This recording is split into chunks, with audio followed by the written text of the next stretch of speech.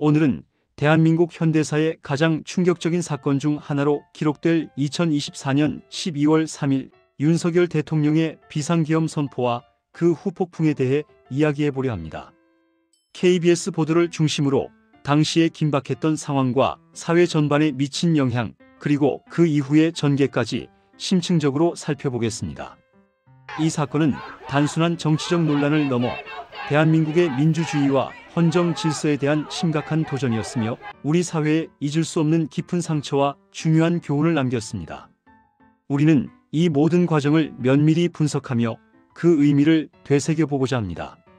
2024년 12월 3일 밤 대한민국은 일순간 혼란과 충격에 휩싸였습니다. 윤석열 대통령이 긴급 대국민 담화를 통해 비상계엄을 선포했기 때문입니다.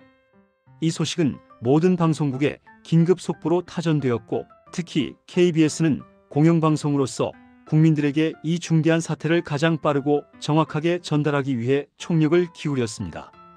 대통령은 담화에서 국회가 범죄자, 집단의 소굴이 되었다고 규정하며 야당이 입법 독재를 통해 대한민국의 사법 및 행정 시스템을 마비시키고 자유민주주의 체제를 전복하려 한다고 주장했습니다.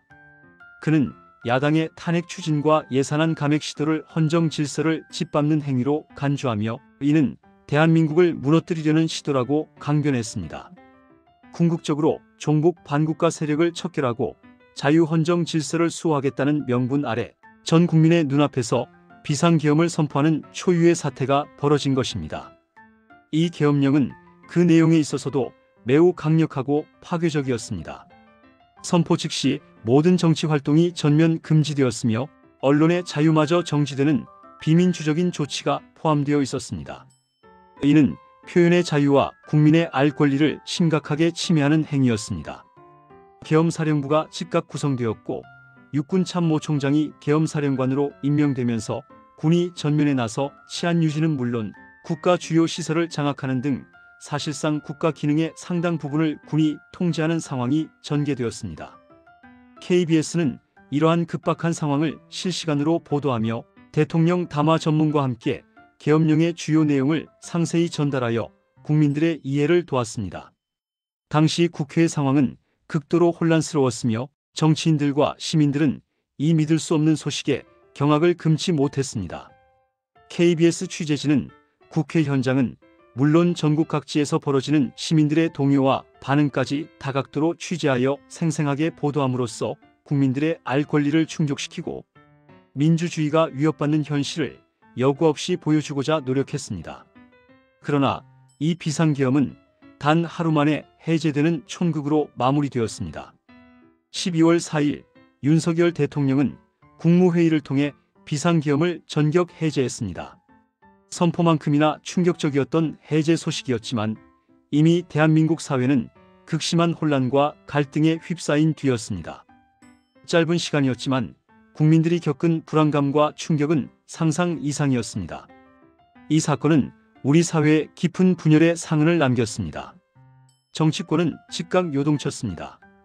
더불어민주당을 비롯한 주요 야당은 윤 대통령의 비상계엄 선포를 위헌적인 반국민적 조치로 강력히 비판하며 이는 명백한 내란 행위라고 규정했습니다. 야당은 즉각적으로 계엄 해제 요구 결의안을 가결시켰고 국회는 일사불란하게 움직이며 민주주의 수호의 의지를 천명했습니다. 나아가 주요 야당은 윤석열 대통령에 대한 탄핵 소추안을 발의하고 내란죄 수사에 착수하는 등 강경 대응에 나서며 대통령의 책임을 강력히 추궁했습니다.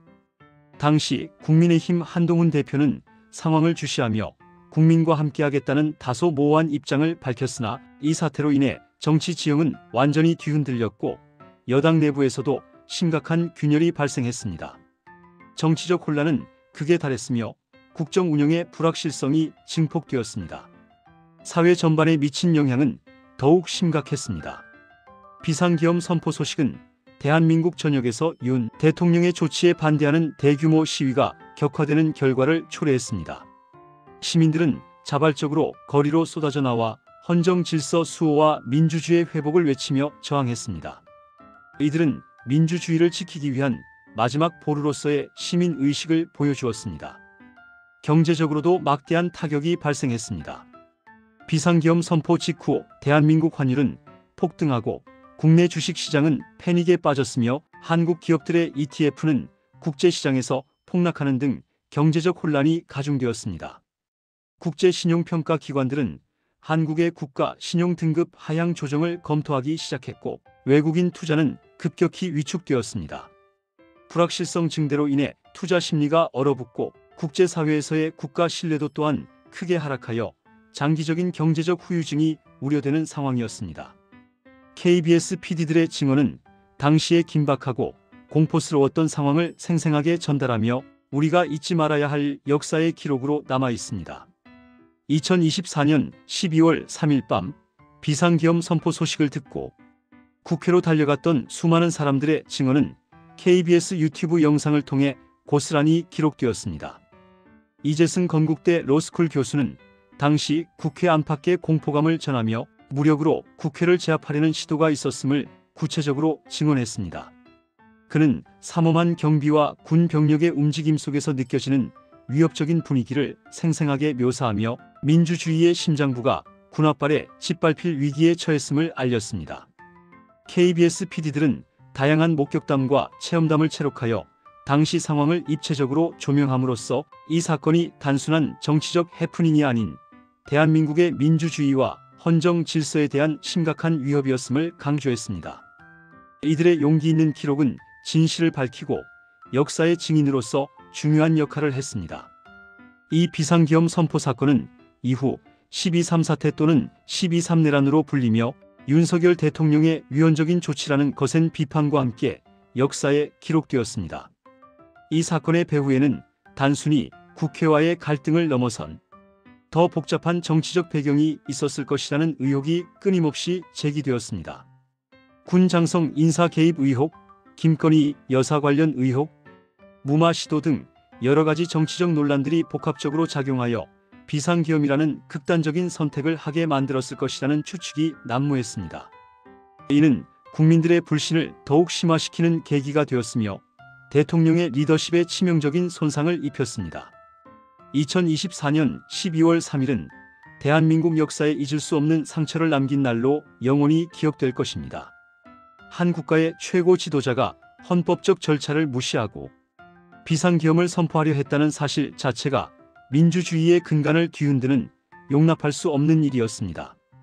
이 사건은 우리 사회의 민주주의의 가치와 헌정, 질서의 중요성을 다시 한번 일깨워주는 쓰라린 교훈이 되었습니다. 또한 국민의 힘과 언론의 역할이 얼마나 중요한지, 그리고 민주주의를 지키기 위해서는 끊임없는 감시와 참여가 필요하다는 것을 여실히 보여주었습니다. KBS는 당시의 모든 상황을 기록하고 보도함으로써 국민들이 진실을 알 권리를 지키고 민주주의 수호에 적극적으로 기여했습니다.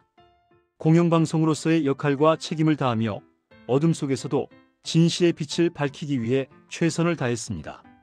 앞으로도 우리는 이러한 역사적 사건들을 잊지 않고 기억하며 다시는 이와 같은 비극이 반복되지 않도록 끊임없이 감시하고 기록해야 할 것입니다. 또한 민주주의의 가치를 수호하기 위한 우리의 노력을 멈추지 않을 것입니다. 이 비상계엄 선포 사태는 단순히 특정 정치인의 실책을 넘어 대한민국 민주주의의 취약성을 극명하게 드러내는 동시에 그것을 지켜내려는 시민들의 강력한 의지와 저항 정신을 보여준 사건이었습니다. 국민들의 깨어있는 의식과 언론의 비판적인 역할이 얼마나 중요한지 다시금 확인시켜준 역사적 순간이었습니다. 민주주의는 저절로 주어지는 것이 아니라 끊임없이 지켜내고 발전시켜야 하는 소중한 가치임을 우리는 이 사건을 통해 다시 한번 깨달았습니다. 오늘 이야기는 여기까지입니다. 시청해 주셔서 감사합니다.